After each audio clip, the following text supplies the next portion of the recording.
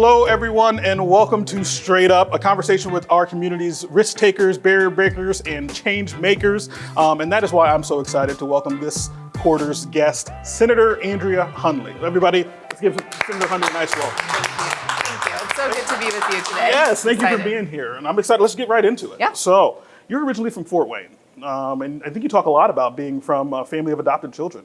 Let me talk about how that experience has helped form who you are today. Well, I had just an incredible childhood. I mean, I really have wonderful parents who spoiled me rotten and who told me every day since the day that they adopted me that they chose me to be their child. But my husband will tell you that it also drives him a little bit crazy because I feel like, I was the chosen one in my family, right? Yes. I feel really blessed that this has been my journey. I have two siblings who are also adopted. And, I think that what it's really taught me is about family relationships, right? That it's not just about being related by blood, but there are many ways to be in community with people. I think it's really shaped who I am. So talk to me about when this job in the state legislature came into view. Like what were the motivating factors? When did this really become a possibility for you? My family, we've always been involved in the community in some way, whether that was, through church. My mom always made sure that we were serving dinners for the neighbors, around our church community, whether that was working, for unions. My dad and my granddad were both in unions. And so I would go to all the union picnics and, if they were going on strike, like we were out there. So that's just how I grew up, is that my parents were very involved in the community. Looking at unjust policy has just been something that I've always loved doing.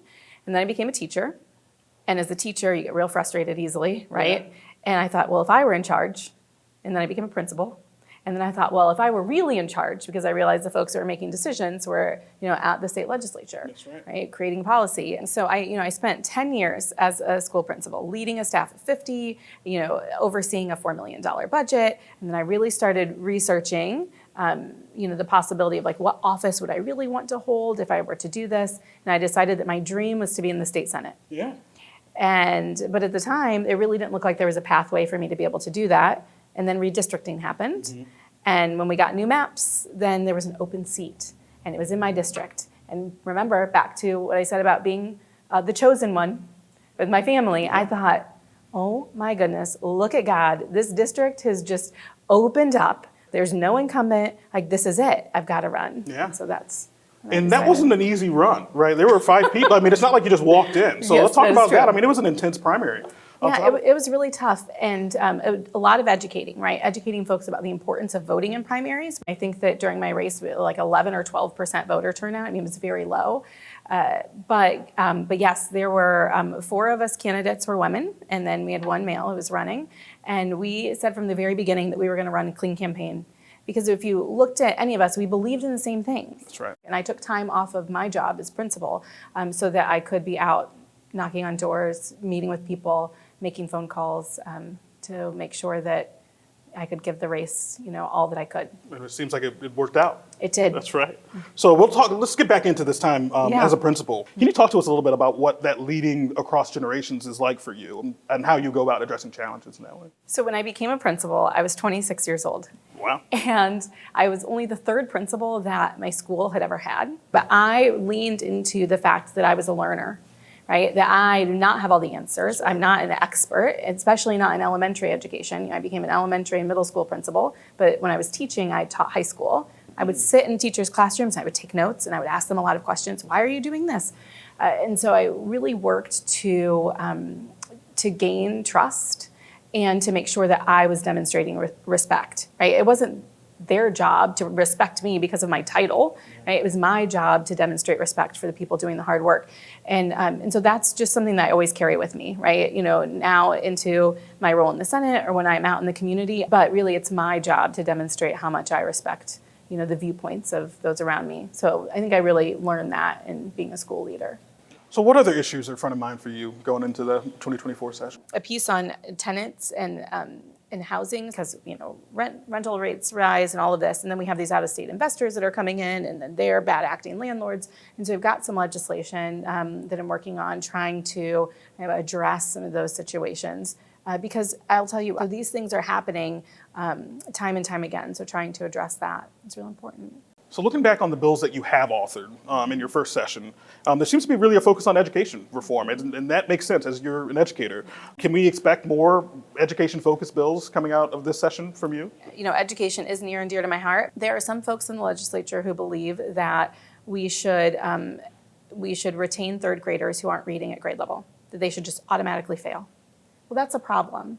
And, you know, and if people want to put forth legislation around that, like, I would be happy to sit around a table and show people the research and the data on how retention does not work for all children and how it disproportionately impacts kids of color, how it disproportionately impacts males, you know, all of these things. So I can see that this is something that's really, that is a passionate issue of yours. Are you seeing that folks are responding when you're asking them about, or when you're presenting this data?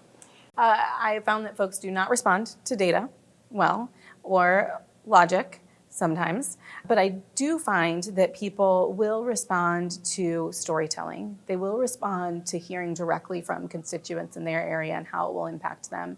And so I've really had to learn how to communicate in a way that's not, these are the facts, I don't understand why you don't understand the facts, right? Because that is my default mode.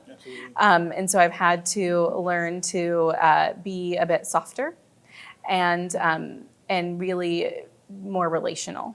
Thank you so much. And now we're going to take some time to hear from the audience. Excellent. Take some questions from them. Hi, everybody.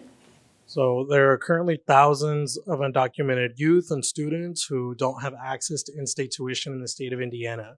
So what does the legal pathway look like for making that happen for them? I'm so glad that you asked this question because I'm actually co-sponsoring legislation around that for this year. I do know that we have several in state universities and private universities in Indiana that do this themselves voluntarily.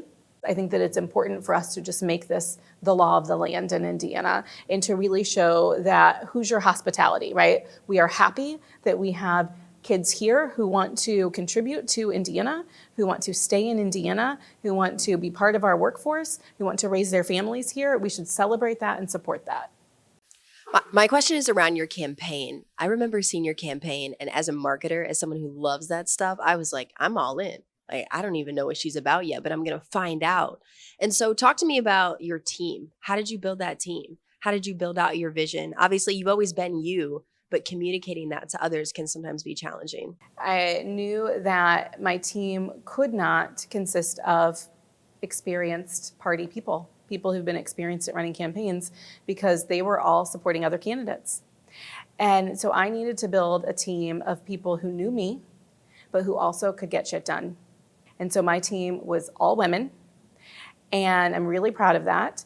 And none of them came from the political landscape. And I heard early on that the advice that if you can look at yourself in the mirror at the end of the campaign and know that you were true to yourself, then you've done your job.